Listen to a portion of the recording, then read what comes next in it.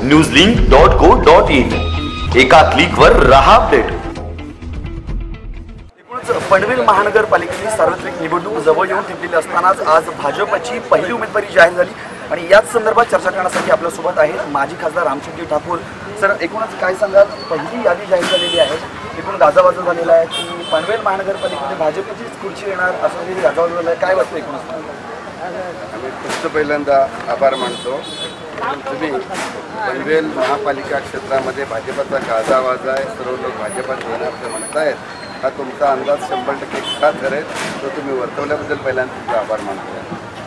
भारतीय जनता पक्ष ज्या रीतीनं या देशामध्ये काम करते, मोदी साहेबांनी ज्या दडपेनं पारदर्शक कारभार आणि विकासाचं राजकारण माननीय फडणवीस साहेब करतायत, ज्या दडपेनं आमदार प्रशांत ठाकूर या सर्व मतदारसंघातच नव्हे विधानसभात आणि विधानसभेच्या बाहेरसुद्धा लोकांचे प्रश्न सोडवण्याकरता धडपडत असतात, त्यात विधी होतात, हे सर्व पाहिल्यानंतर लोकांच्यामध्ये एक आत्मविश्वास निर्माण झालेला आहे की जी काही कामं करायची असतील ती कामं किंवा ज्या काही लोकांच्या अडीअडचणी सोडवायच्या असतील तर त्याकरता या महापालिकेत भाजप यायला पाहिजेलं आहे। आणि हे एकदा लोकांच्या मनात विचार बसल्या कारणानं लहान मोठे आमचे ज्येष्ठ नागरिक असो किंवा युवक असो सर्वच्या सर्व भाजपाच्या पाठीमागे राहिलेले आहेत आणि म्हणूनच वाटते सर्वांना की भाजप येणार।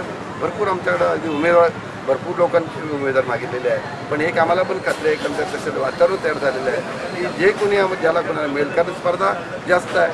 स्पर्धा इतकं होण्याचं कारण असं आहे की काम चांगलं होतं आहे आणि प्रत्येकजण म्हणतोय मला काय मिळो नाही मिळो, पण प्रशांत ठाकूर चांगलं काम करतात तर त्यांच्याबरोबर मला जायचं आहे आणि त्याच्यामुळंच इथं एकेका वार्डामध्ये 4 जागांकरता 32-33 उमेदवारी मागत आहेत। जे 4 लोकांनी दिल्यावर 28 लोक किंवा 30 लोक नाराज होणार आहेत, पण मला खात्री आहे ते नाराज होणार नाहीत। भाजपचं काम आमदार प्रशांतपर्यंत चुकेल आणि ते भाग्यवान कुणीही असो, पण 28च्या 28 आणि 32च्या 32 लोक भाग्यवान आहेत, कारण प्रशांत ठाकूरांच्या बरोबर मोदी साहेबांच्यावर त्यांना काम करायची संधी मिळणार आहे, फडणवीस साहेबांच्या यांच्याकडे काम करायची संधी मिळणार आहे आणि त्याच्यामुळं या पनवेल महानगरपालिका नक्कीच चांगले दिवस येतील याची मला खात्री आहे। अगदी सर, एकूणच पाहायला गेलं तर मोठ्या प्रमाणात भाजपमध्ये उमेदवारी म्हणजे मागण्यासाठी इच्छुक आहे, तर ज्यावेळेस त्यांना उमेदवारी मिळणार नाही तर नाराजीचं सत्र कुठेतरी उमटणार आहे, अशा वेळेस तुम्ही ती नाराजी कशा प्रकारे दूर करणार आहे? एक गोष्ट अशी आहे की ही नाराजी दूर करण्याकरता आम्ही 1 महिना अगोदर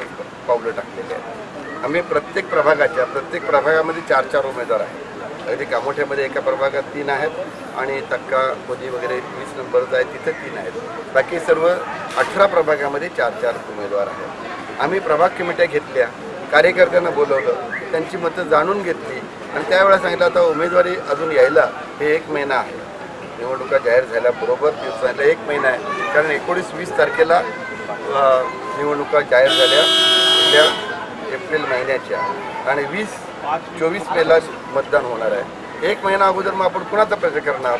उमेदवार तर ठरलेले नाहीत, उमेदवार तर उद्या परवा ठरणार, म्हणजे आता 15 दिवस झाले। मग तेव्हापासून आम्ही सुरू केली की सर्वांना पसंत आहे का बोल, आम्ही त्यांना अगदी आवाजी मतदानाला हात उंच करून विचारलं की आपण प्रचार करत असताना जे जितके किती असू द्या, पण कमळ ज्याला निशाणी मिळेल त्याचं काम सगळं करणार, हे मान्य कोणाकोणाला आहे तुम्ही हात उंच करा।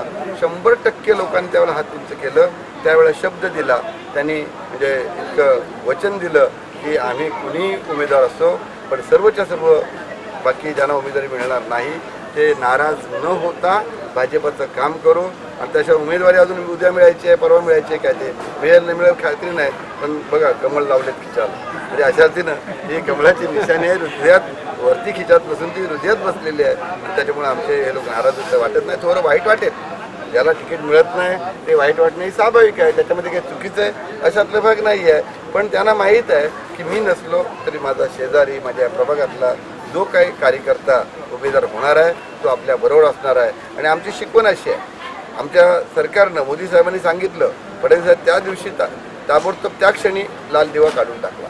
VIP हे संस्कृती नको, आपल्याला सामान्य माणसात जायचं आहे, सामान्य माणसाचं जीवन जगायचं आहे। आमदारकी खासदारकी आपण कशा करता लोकांच्या सेवे करताय आणि त्याच्या दृष्टीने त्यांनी सांगितलं आम्हाला संघर्ष यात्रा काढायची गरज भासणार नाही, यावेळी आम्ही या सर्व लोकांची संवाद यात्रा काढू, लोकांच्या प्रत्येकाच्या घरी घरी जाऊ, त्यांच्याशी संवाद काढू, आजोबांचं काय म्हणणं आम्ही ऐकू, त्यांना काय अडचण आहे ते बघू, तसं आमच्या सरकारला जाऊन सांगू. आणि त्याच्यामुळे काय होणार आहे की हे प्रश्न सुटले जातील. ही संवाद यात्रा जास्त महत्त्वाची आहे आणि ते आम्ही हाताशी धरलं करण्यानं आमच्या कार्यकर्त्यांची मानसिक तयारी झालेली आहे. त्यामुळे नाराज कोणी व्हायला वाटत नाही. एकूणच पनवेल महानगरपालिकेची सार्वत्रिक निवडणूक जवळ येऊन ठेवलेली असतानाच आज भाजपची पहिली उमेदवारी जाहीर झाली आणि याच संदर्भात चर्चा करण्यासाठी आपल्यासोबत आहेत माजी खासदार रामचंद्र ठाकूर. सर, एकूणच काय सांगाल, पहिली यादी जाहीर झालेली आहे, एकूण गाजावाजा झालेला आहे की पनवेल महानगरपालिकेमध्ये भाजपचीच खुर्ची येणार असं गाजावाजा झालं आहे, काय वाटतं एकूणच? newslink.co.in एका क्लिकवर रहा अपडेट.